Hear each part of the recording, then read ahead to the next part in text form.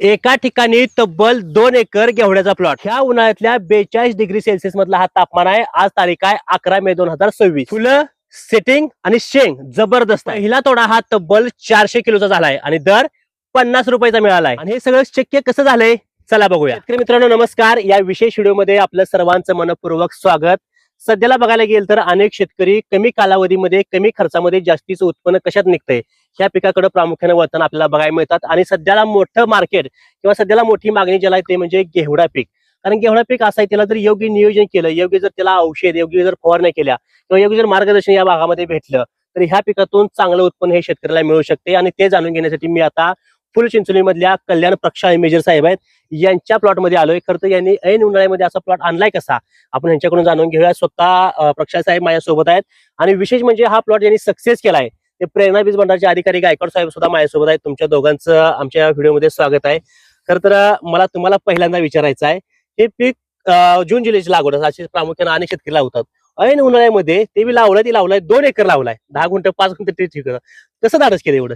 धाडस करायचं म्हणजे कसं माहिती आहे का, म्हणलं काय होईल ते होईल म्हटलं, म्हणून 2 एकर रिस्क घ्यावं म्हटलं. मला असं लोकांनी सांगितलं होतं की उन्हाळ्यामध्ये सेटिंग बिटिंग होत नाही, शेंगा वाखाड होते, त्या म्हणजे उत्पन्न जास्त येत नाही. तरी पण म्हणलं रिस्क घ्यावं आणि लावावं म्हणलं. सक्सेस झाले आज तरी आता फक्त सक्सेस आहे सध्या तरी. होय. आणि अजून इथं बरोबर गायकवाड साहेबांच्या मार्गदर्शनाखाली आहे, त्यांचं म्हणजे प्रशिक्षण त्यांचं आहे आपल्याला. आणि त्यांच्या सल्ल्यानुसार जवळजवळ घेवडा चांगला आलाय. की तुम्हाला किती माहिती होती या पिकातली सुरुवातीला? मला पाठीमागे केलं, परंतु मला सर्वसाधारण माहिती होती, अशी परिपूर्ण अशी घेवड्याची माहिती काही नव्हती. त्यामुळे आपण जसं होतं तसं शेतकरी सांगत त्याप्रमाणे ह्याला टाकत होतो. आपल्या शेती नॉलेज नसल्यामुळे असं प्रॉब्लेम येत होतो. म्हणलं मला परत समजलं की गायकवाड साहेब ह्यासाठी स्पेशल आहेत, म्हणून मी त्यांच्या मार्गदर्शनाखाली त्यांना असं सांगितलं आणि त्यांच्या अनुसार सर्व सगळं म्हणजे औषध पाणी चालू आहे. त्यांच्या मार्केटला काय चालू तर सध्याला? मार्केटला तरी हे 40-50 रुपये आहे. 40-50 रुपये दर चालू आहे, म्हणजे परवडण्याचा दर आहे. होय छान आहे रेट. माल किती निघाला आतापर्यंत? आता पहिला थोडा झालाय, मग ह्यामध्ये 400 किलो निघलाय. बरं. कोणते कोणते रोग आले प्रामुख्याने? ह्यामध्ये नागाळेल ती तर सेटिंग साठी थोडा प्रॉब्लेम येत होता. नागाळीचं प्रमाण होतं आणि आळी बिळी होती आणि करपा बी आलता. बर, काय त्यासाठी काय केलं तुम्ही? मग ह्यांनी जी सांगितलं औषध ती त्याप्रमाणे मी फवारणी दिलो आणि सगळं आता व्यवस्थित कंट्रोल आहे. बर, बाकी सगळी टेक्निकल माहिती तुम्ही सांगताय का गायकवाड साहेबांकडून घेऊ द्या? टेक्निकल माहिती गायकवाड साहेबांकडून घेऊ द्या, कारण माहिती तीच आहे. ठीक आहे. ज्यांनी याचं पूर्ण मार्गदर्शन केलं ते गायकवाड साहेब आपल्या सोबत आहेत. गायकवाड साहेब, खरं तर आम्हाला टेक्निकल माहिती यातली पाहिजे. प्रामुख्याने ह्याची लागवड हे शेतकऱ्यांनी उन्हाळ्यामध्ये केली, हे तुमच्या मार्गदर्शनाखाली प्लॉट आहे. का उन्हाळ्यामध्ये केले? जून जुलैमध्ये खरं तर प्रामुख्याने लागवड केली ते एवढ्या रिस्की पिका ह्याच्यामध्ये, किंवा आज एवढं टेम्परेचर आपण बघतोय, आता पूर्ण प्लॉट मध्ये सगळी घालून गेलतो, अशामध्ये तुम्ही हे प्लॉट सक्सेस केलाय, काय पहिली प्रतिक्रिया? हा प्लॉट लागण्यापूर्वी मेजर जेव्हा माझ्या दुकानात आले तेव्हा आपण यांना वांग्याची ट्रीटमेंट दिलेली होती. त्याच्यानंतर पुन्हा काय लागवड करूया अशी बी आमची चर्चा त्यांच्या बरोबर झाली. ते त्यांच्या डोक्यात होतं की घेवडा करायची इच्छा आहे, पण त्यांना बाबा टेम्परेचरला सक्सेस करायला तर एक स्पेशल नियोजन करून आपल्याला जावं लागेल. त्या पद्धतीनं त्यांची जशी चर्चा झाली सुरुवातीला, एक पूर्व नियोजन असतं त्या पद्धतीने ते आमच्या दोघांची फोनवर असेल, दुकानात आल्यानंतर असेल, अशी कायम चर्चा करत करत आम्ही हा प्लॉट आता मला वाटतं 100 दिवसाचा झाला असेल, पूर्णतः सक्सेस झालेला 42 डिग्रीतला हा पहिला प्लॉट आहे. 42 डिग्रीतला पहिला प्लॉट आहे. मला खरं तर लोक अनेक शेतकरी जून जुलैला किंवा पावसाळ्यामध्ये लागवड करतील. जो शेतकरी उन्हाळ्यामध्ये सक्सेस होतोय तो पावसाळ्यामध्ये डोळं झाकून शेतकरी सक्सेस होईल. आपण उन्हाळ्यातल्या नियोजनाकडे जाऊया सुरुवातीला. त्याच्यामध्ये सुरुवातीला तुम्ही लागवड करताना ह्याला मला मल्चिंग पेपर खाली दिसतोय, कसं अंतर ह्याला प्रामुख्याने उन्हाळ्यामध्ये तुम्ही किती सोडा लावलं? आता लागवड करताना शक्यतो तुम्ही फवारणी कुठली कशा पद्धतीने केली जाते त्याच्यावर जास्त अवलंबून असतं. आता 2 एकराचा प्लॉट म्हणल्यानंतर शक्यतो विचार करतो शेतकरी ट्रॅक्टरनं केली पाहिजे. 5 फुटाचं अंतर मध्ये जरी सोडलं, साधारण 8 फूट 7 ते 8 फूट अंतर बेडचं असावं लागतं. परंतु ह्यांचा एसटीपी असल्यामुळं अंतर ह्यांनी 7 फूट ठेवलं आणि एसटीपी द्वारे त्यांना फवारणं शक्य झालेलं आहे. ह्याच्यामध्ये प्रामुख्याने शेतकऱ्यांनी असं डोंब्यावरती किंवा बेडवरती लागवड केली पाहिजे, दंडामध्ये लागवड केली पाहिजे का? तुमचं कसं रिजन असते? आता कसं टेम्परेचरचा विचार केला जाता हा. तर ड्रिप वर केलेली मल्चिंग वर केलेली चांगली का? मल्चिंग वर केलं तर पाण्याचं बाष्पीभवन जास्त होतं जर मल्चिंग नसेल तर. मग मल्चिंग असेल तर पाणी वाचलं जातं आणि पूर्णतः त्या पिकाला लागू पडलं जातं. उन्हाळ्याचा विचार केला तर पाणी नियोजन ही मस्ट राहतं आणि मला वाटतं त्यांच्याशी बऱ्याच वेळा चर्चा झाल्यानंतर आम्ही 50% पाण्या नियोजनावर जास्त भर दिला. महत्वाचं पाणी नियोजन आहे. काय होतं पाणी जास्त झालं तर इथं किंवा कमी पडलं काय होतंय? जर उन्हाळ्याच्या टेम्परेचरचा विचार केला जाता जर पाणी जर कमी पडलं तर ह्याचं वाढीचं प्रमाण, फुटव्याचं प्रमाण, जी फोटोसिंथेसिस किंवा ग्रीनरी म्हणा ही पूर्णतः कमी राहते. पाणी कसं त्या पिकाचं वहन असतं. कुठलंही तुम्ही जमिनीतलं जे अन्नद्रव्य असेल ते वहन करायचं काम पाण्याद्वारेच होत असतं. आणि ते जर कमतरता पडली तर डेफिशियन्सी वगैरे जाणवू शकतात त्या कोणती व्हरायटी? अंकुरची 183. अंकुर सीड्सची 183. खऱ्या अर्थानं बघायला गेलं तर आता हे तुम्ही बियाणं सुरुवातीला टाकलं, तर बियाणं चांगलं उगवलं पाहिजे किंवा त्याच्यामध्ये चांगली वाढ झाली पाहिजे, ह्यासाठी तुम्ही काय बीज प्रक्रिया केली, कसं इथं नियोजन केलं? जेव्हा आपण ह्याचं पूर्णतः पूर्वतयारी करून घेतली आणि जेव्हा बी लावतो त्यावेळेला ह्यांना सीड ट्रीटमेंट बी दिलं आणि त्याच्यानंतर जेव्हा 3 पानावर आलं तिथनं थोडं आळवणीवर आपण जास्त भर दिला. आळवणी महत्वाची. काय काय केलं आळवणीमध्ये? आळवणीमध्ये सुरुवातीच्या काळात पिकाची वाढ टेम्परेचरमध्ये राहावी, त्याच्यानंतर पिकाला फुटवे जास्त राहावे ह्याच्यासाठी जास्त भर दिला. त्याच्यानंतरचा जो 1 महिन्याचा पिरियड पुढे गेल्यानंतर फ्लावरिंग सटिंग ह्याचं स्टोरेज राहावं त्याच्या हिशोबाने आपण पुढच्या ड्रिपचं खतं वगैरे द्यायला चालू केली. त्याच्यामध्ये महत्वाचे रोग कोणते कोणते? आता शेतकऱ्यांनी तर नाग अळी सांगितली किंवा नाग अळी सगळीकडेच माहिती की नाग अळी ह्यासाठी मोठा रिस्क आहे. नाग अळी सोबत कोणते रोग आहेत? आधी प्रमाणे नाग अळीसाठी तुम्ही काय करायला सांगता? आता ह्या घेवडा हे पीक बघितलं तर प्रामुख्याने मेजर रोगाला बळी पडतं ते नागाळी. नागाळीची ही स्प्रे 15 दिवसातून 20 दिवसातून एखादा स्प्रे त्या पिकाला पडायलाच पाहिजे. नागाळीचं जास्त प्रमाण वाढलं तर त्याचं रूपांतर करप्यात होऊ शकतं. मग दोन्ही प्रॉब्लेम बी आपण ज्या त्या वेळेला प्रॉपर स्प्रे देऊन कंट्रोल केलेले आहेत ह्या पिकाला. नागाळी महत्व, नागाळी कंट्रोल झाले म्हणजे पीक जवळपास सक्सेस झाल्यासारखं आहे.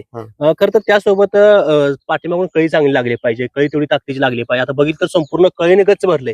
मी जेवढं व्हिज्युअल घेतोय ते मला कळी सगळी मोबाईल मध्ये कळी दिसायला व्हिडिओ मध्ये. त्या कळीसाठी तुम्ही काय केले? कळी जास्त लागण्यासाठी?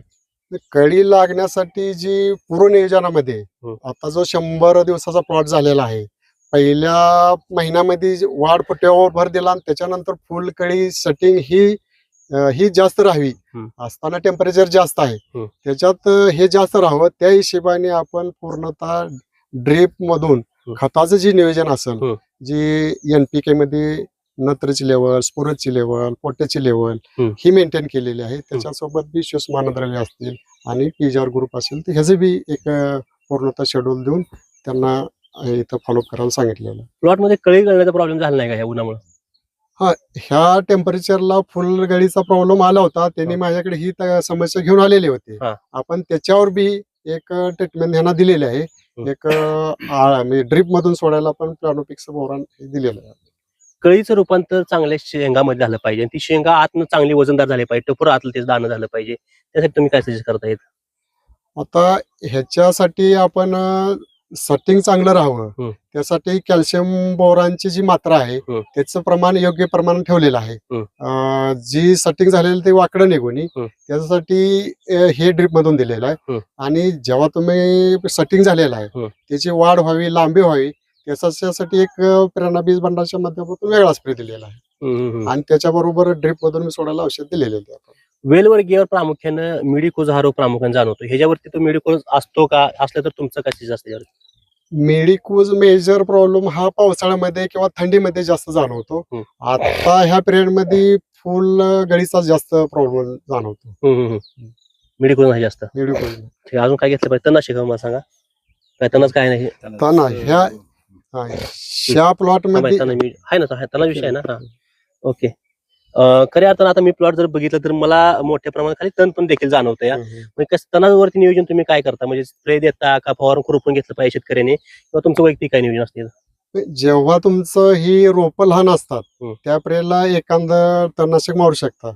पण तणनाशकाचे ह्या पिकावर परिणाम होऊ नये आणि तणावाखाली पीक जाऊ नये म्हणून आपण मेजर साहेबाकडून एक ग्रास कटर मिळतो त्यानंच हे कटिंग करून बऱ्याच वेळा घेतलेलं आहे. परत ह्याची फवारणी नाही तणावरती. हा, फवारणी उंच झाल्यानंतर त्याचं वारा माध्यमातून किंवा बाष्पीभवन माध्यमातून त्या पिकावर परिणाम होऊ नये त्यासाठी ग्रास कटरच हे बेस्ट आहे. आता ह्या प्लॉट मध्ये मला ठराविक अंतरावरती मकच ताट दिसायला लागली. बऱ्याच ठिकाणी मका लावली ह्याने. त्या पाठीमागचं काय कारण आहे? आता कसं जसं नागाळी असते त्याचबरोबर ह्या पिकाला शेंगाळी सुद्धा असते. मग हे शेंग नॅचरल स्वरूपात जर आपल्याला कंट्रोल करायची झाली ही आळी तर एक पक्ष्याचे थांबे असावे लागतात त्या पिकामध्ये. जर असं मकाचं पीक जर तुम्ही लावलं तर पक्षी तिथं येऊन बसतात. जिथं आळी दिसेल तिथं लगेच त्यांचं लक्ष गेलं तर ते आळीचं कंट्रोल करू शकतात. म्हणजे त्यांना थांबण्याचे ठिकाण आहे हे. म्हणजे तारकाठी ह्याच्यामध्ये कोणत्या काला म्हणजे कोणत्या स्टेजला तारकाठी केली पाहिजे आणि ते कशापर्यंत तुमचं कसं नियोजन असेल?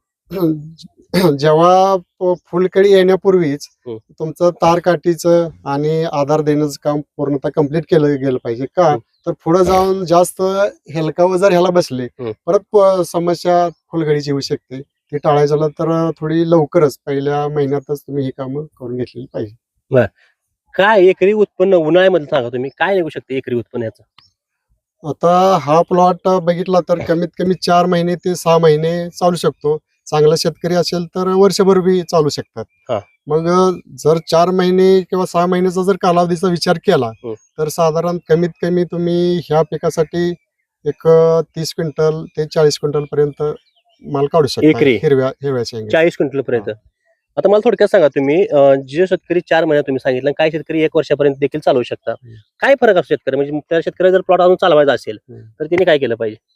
आता ह्याच कसं आहे जेवढं शेंडा चालेल शेंड्याबरोबर फुटवा निघेल ह्याच्यावर जास्त डिपेंड राहतं. ह्याच्यावर जर तुम्ही सातत्यानं ट्रीटमेंट देत गेला तर पुढच्या बी प्रक्रिया फुलकळी लागण्यासाठी धरणं हे कायमस्वरूपी सातत्याने ह्या पिकात घडत जातं. प्लॉट ताजा राहिला पाहिजे, फ्रेश राहिला पाहिजे, हिरवा राहिला पाहिजे आणि आपली वरची जे काय म्हणतात चाल आहे ह्याची ते कायम चालत राहिली पाहिजे ह्याची.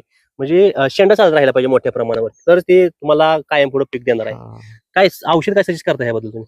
ह्याच्यासाठी प्रामुख्याने आम्ही NPK ह्याच्यावरच जे पूर्णतः शेड्यूल आहे त्याच्यावर जास्त भर देतो आणि त्यानुसार त्याची मात्रा ठरवून त्यांना ड्रिप मध्ये सोडायला देतो. ओके, आता ह्या प्लॉटचं नियोजन कसं आहे? किती वर्षभर चालवणार आहे? 6 महिन्याचं कसं नियोजन सांगितलं ह्याला? आता प्लॉट हा उन्हाळ्यातला आहे.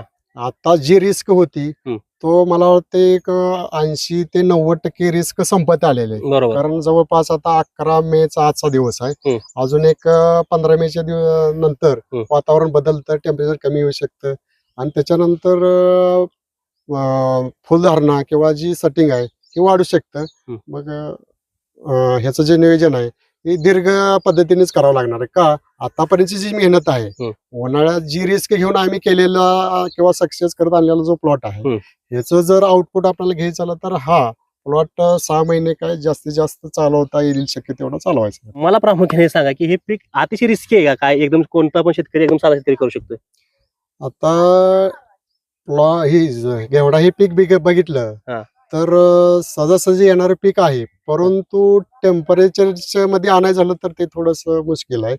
हे जर तुम्ही पावसाळ्यात लागवड केली किंवा हिवाळ्यात त्याचं नियोजन केलं तर ते सहजासहजी ठराविक स्प्रेवर येऊ शकतं.